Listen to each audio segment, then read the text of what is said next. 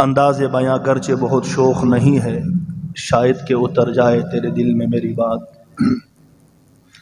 میرے محترم دوستوں، بزرگوں اور بھائیوں اور میرے ہم قدم ساتھیوں، اللہ جل جلالہ نہایت کریم اور شفیق، رہبان اور مہربان اور غفور الرحیم ذات اقدس ہیں۔ خلاق عالم، اس کائنات کے خالق بھی ہیں، مالک بھی ہیں اور وارث بھی ہیں۔ وَلِلَّهِ مُلْكُ السَّمَاوَاتِ وَالْأَرْضِ وَلِلَّهِ مِيرَاثُ السَّمَاوَاتِ وَالْأَرْضِ، زمین اور آسمان اور اس میں جو کچھ ہے یہ اللہ کی ملکیت ہے اور یہ اللہ ہی کی میراث ہے۔ خلاق عالم اللہ جل جلالہ اس کائنات میں کسی جج یا قاضی کی طرح کسی قانون کے پابند نہیں ہے۔ قانون اللہ جل جلالہ نے انسانوں کے لیے بنائے ہیں۔ اللہ پاک انصاف کے مطابق فیصلے فرماتے ہیں، لیکن جج اور قاضی کی طرح اللہ پاک قانون کا پابند نہیں ہے، اس لیے کہ اللہ جل جلالہ سے کوئی پوچھنے والا نہیں۔ نہ اللہ پاک کو کوئی ڈرا سکتا ہے، نہ اللہ کو کوئی دھمکا سکتا ہے، نہ اللہ جل جلالہ کو کوئی دبا سکتا ہے، نہ اللہ پاک کو زمین اور آسمان میں کوئی عاجز کر سکتا ہے۔ ارشاد خداوندی ہے، وَمَا أَنْتُمْ بِمُعْجِزِينَ فِي الْأَرْضِ، تم زمین میں اللہ کو عاجز نہیں کر سکتے ہو۔ کوئی طریقہ ایسا نہیں جس کے ذریعے تم اللہ پاک پہ دباؤ بڑھا سکو اور اپنی کوئی بات دباؤ کے ذریعے مروا سکو، ایسے نہیں ہو سکتا ہے۔ اللہ جل جلالہ دلوں کے بھیدوں کو جانتا ہے کہ اس دل کے اندر کس قدر طلب ہے ہدایت اور رائے حق کو پانے کی، اور اس دل میں کس قدر طلب ہے کفر کی طرف بڑھنے کی، اور کیسی بے طلبی ہے، کیسی بے فکری ہے، کیسی غفلت ہے۔ انسان کا ظاہر تو چھوڑیں، دلوں کے اندر جو بھید ہیں اللہ پاک اس سے بھی واقف ہے۔ اس دل میں انسانوں کی ترتیب یہ ہے، انسانوں کے احوال یہ ہیں کہ اللہ جل جلالہ دلوں کو دیکھتے ہیں۔ جیسے ایک حدیث میں رسول اللہ صلی اللہ تعالی علیہ وسلم نے ارشاد فرمایا، ان اللہ لا ينظر الى صورکم، اللہ پاک تمہاری صورتوں کو نہیں دیکھتا ہے، ولکن اللہ ينظر الى قلوبکم، بلکہ اللہ پاک تمہارے دلوں کو دیکھتا ہے کہ ان دلوں کے اندر کیا ہے۔ اللہ جل جلالہ جب دیکھتے ہیں کہ اس دل کے اندر طلب ہے ہدایت کو پانے کی، پھر جس قدر طلب ہوتی ہے رائے حق اور ہدایت کو پانے کی، اللہ پاک کی اسی قدر کرم نوازی ہوتی ہے اس دل کے ساتھ۔ یہی وجہ ہے آپ دیکھتے ہیں کہ بظاہر چھوٹی نظر آنے والی معمولی سی لغزش پر بسا اوقات بڑی سخت پکڑ ہو جاتی ہے، اور بظاہر انتہائی چھوٹا نظر آنے والا معمولی سا عمل انسان کی مغفرت کا سبب بن جاتا ہے۔ ہندوستان کے ایک بڑی عمر کے آدمی فوت ہو گئے، مسلمان تھے، اس کو کسی نے خواب میں دیکھا، اس سے حال پوچھا کہ آپ کا کیا حال ہے؟ کہنے لگا کہ میری قبر عذاب سے بھری ہوئی ہے۔ اس نے وجہ پوچھی کہ بڑے صاحب آپ کے ساتھ یہ کیوں ہوا؟ کہنے لگے ہندوستان میں ہندوؤں کا دن تھا، اسے ہولی کہتے ہیں، ان کا تہوار تھا۔ اس دن ایک دوسرے پہ رنگ پھینکتے ہیں۔ میں پان کھا رہا تھا، میرے سامنے سے ایک گدھا گزرا، میں نے پان کی پچکاری اس گدھے پہ ماری اور یوں کہا کہ جا، میں نے بھی تجھے رنگ میں رنگ دیا اور تجھے بھی ہولی میں شریک کر دیا۔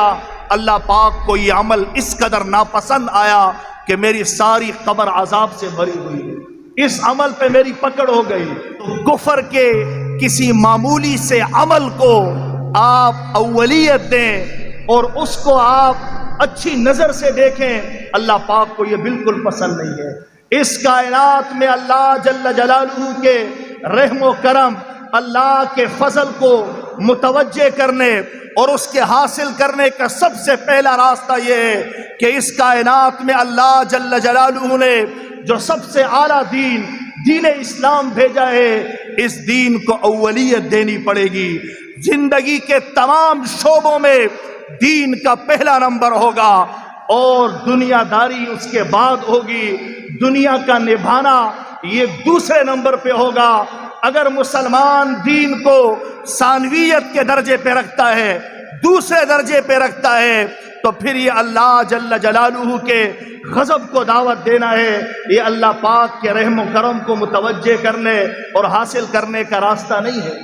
اللہ جل جلالہ اسی لیے مسلمانوں کو صبر، شکر، ذکر اور فکر کی دعوت دیتے ہیں کہ ہمیشہ صبر اور شکر کے ساتھ رہو، ذکر اور فکر کے ساتھ رہو۔ اللہ جل جلالہ کی کائنات اور اللہ کی قدرتوں میں غور اور فکر کرو۔ اللہ جل جلالہ کی وحدانیت کا اقرار اور اس کا ذکر زور و شور کے ساتھ کرو، محبت سے کرو، اور اللہ کی طرف سے آنے والی تکلیفوں پہ صبر کرو، اور اللہ جل جلالہ کی نعمتوں پہ ہمیشہ شکر کے ساتھ رہو۔ بے شکری، بے صبری اور بے فکری اور غفلت کی زندگی سے اللہ پاک روکتے ہیں کہ یہ اللہ کے عذاب کو دعوت دینے والی ہے۔ لئن شکرتم لازیدنکم، اگر تم شکر ادا کرو گے اللہ پاک کی نعمتوں کا، اللہ پاک فرماتے ہیں ہم اپنی نعمتیں بڑھائیں گے تم پر۔ وَلَئِن كَفَرْتُمْ، اور اگر تم ناشکری کرو گے، ان عذابی لشدید، تو میرا عذاب بڑا سخت ہے۔ اور اللہ جل جلالہ کی سب سے بڑی ناشکری یہ ہے انسان کی طرف سے کہ انسان دین اسلام کی طرف غفلت کا مظاہرہ کرے اور اللہ جل جلالہ کے احکام اور فرامین جو دین اسلام کہلاتے ہیں ان کی طرف بے توجہی کرے، ان سے منہ موڑے، اعراض کرے، ان کو کراس کرے۔ یہ اللہ جل جلالہ کی سب سے بڑی ناشکری ہے جسے اللہ پاک بالکل پسند نہیں فرماتے ہیں۔ جیسے خلاق عالم سب سے اعلیٰ و عرفہ ہے، جیسے خلاق عالم سب سے بالا اور برتر ہے، ایسے ہی اللہ جل جلالہ کا حبیب جسے اللہ جل جلالہ نے امام الانبیاء خاتم النبیین محمد مصطفیٰ صلی اللہ تعالی علیہ وسلم محمد الرسول اللہ بنا کر بھیجا، ایسے ہی آپ علیہ الصلوۃ والسلام مخلوق میں سب سے اعلیٰ و عرفہ، سب سے بالا و برتر ہیں۔ جیسے اللہ سب سے اعلیٰ، جیسے اللہ کا حبیب مخلوق میں سب سے اعلیٰ، ایسے ہی اللہ جل جلالہ نے آپ علیہ الصلوۃ والسلام کے واسطے سے مجھے اور آپ کو زندگی گزارنے کا جو قانون، جو اصول، جو دستور اور منشور دیا جسے دین اسلام کہتے ہیں، یہ دین اسلام بھی سب سے اعلیٰ مذہب ہے، سب سے اعلیٰ دین ہے، سب سے بالا ہے، سب سے عرفہ ہے۔ اور مسلمان کو یہ حکم ہے کہ زندگی کے ہر شعبے میں دین اسلام کو سب سے اعلیٰ اور پہلے نمبر پر رکھے۔ اگر مسلمان کی ترتیب یہ ہو کہ جہاں دین بولے ہاں وہاں مسلمان بولے ہاں، جہاں دین کہے نہ وہاں مسلمان بھی کہے نہ، تو پھر مسلمان اللہ جل جلالہ کے کرم کا امیدوار ہے اور اللہ کے فضل کو متوجہ کرنے والا ہے اور اللہ کے فضل اور کرم کے حصول کے راستے پہ رواں اور دواں ہے۔ اور اگر مسلمان کی ترتیب یہ ہے کہ دین بولے یہاں پہ ہاں ہے اور مسلمان کہے یہاں پہ نہ، اور جہاں دین کہے یہاں پہ نہ وہاں مسلمان کہے یہاں ہاں، تو پھر مسلمان اللہ پاک کے غضب کو دعوت دینے والا ہے۔ اللہ پاک دلوں کے بھیدوں کو جاننے والا ہے، وہ دلوں کے اندر دیکھتے ہیں کہ اس دل میں کیا ہے۔ زبان سے تو لا الہ الا اللہ، میرا خالق اور مالک، میرا معبود اللہ جل جلالہ ہے، لیکن دل میں کیا ہے؟ ہر خواہش کے سامنے جھکنے کا جذبہ ہے اور اپنی ہر خواہش پہ سب کچھ نثار کرنے کا جذبہ ہے۔ دل میں ترتیب یہ ہے کہ منہ پہ محمد الرسول اللہ اور دل میں الفت غیر اللہ کے طریقوں سے، کفار کے طریقوں سے، محبت ہے، الفت ہے، ان کو اپنانے کا جذبہ ہے، اور اس کے لیے سر توڑ کوششیں ہیں۔ ایسی ترتیب اللہ پاک کو پسند نہیں ہے۔ اللہ اپنے حبیب کو مخاطب کر کے فرماتے ہیں افرأیت من اتخذ الہہ ہواہ واضلہ اللہ علی علم وختم علی سمعہ وقلبہ وجعل علی بصرہ غشاوہ فمن یہدیہ من بعد اللہ افلا تذکرون۔ اے نبی، آپ نے اس آدمی کو دیکھا ہے جس نے ہماری جگہ اپنی خواہشات کو اپنا معبود بنا لیا ہے؟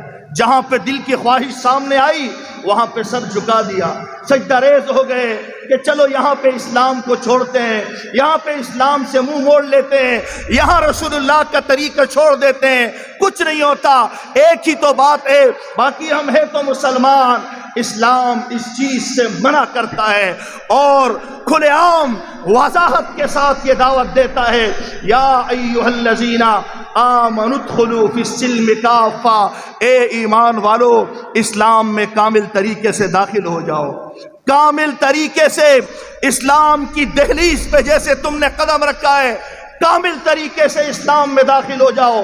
زندگی کے ہر شعبے میں اسلام ہو، اس کے علاوہ سارے طریقے پیچھے ہوں۔ اگر کوئی طریقہ اسلامی طریقے سے متصادم ہے تو اس طریقے کو مسلمان خیر بات کہہ دے اور اس کے قریب بھی نہ جائے۔ پہلے نمبر پہ آپ علیہ الصلوۃ والسلام کا طریقہ ہوگا، اسلام اس چیز کی دعوت دیتا ہے اور مسلمان کو اس طرف بلاتا ہے۔ محترم دوستو، میری اور آپ کے معاشرے کا حال یہ ہے، آج ہم اپنے معاشرے کو دیکھیں گے اور ہمارے معاشرے میں وہ برائیاں جو اللہ کے غضب کو دعوت دیتی ہیں اور جو مسلمان کی بربادی کو دعوت دیتی ہیں اور جو مسلمان کے زوال کو دعوت دیتی ہیں، جس نے مسلمان کا سر پوری دنیا میں نیچے کر دیا ہے، ہم ان برائیوں پہ بات کریں گے اور ہم بار بار اس کا تذکرہ کریں گے، ہم بار بار اس کی اصلاح کی بات کریں گے کہ ہمارا رخ محمد الرسول اللہ صلی اللہ تعالیٰ علیہ وسلم کے طریقے کی طرف ہو جائے اور کائنات کے سارے طریقے ہمارے ہاتھوں سے چھوٹ جائیں۔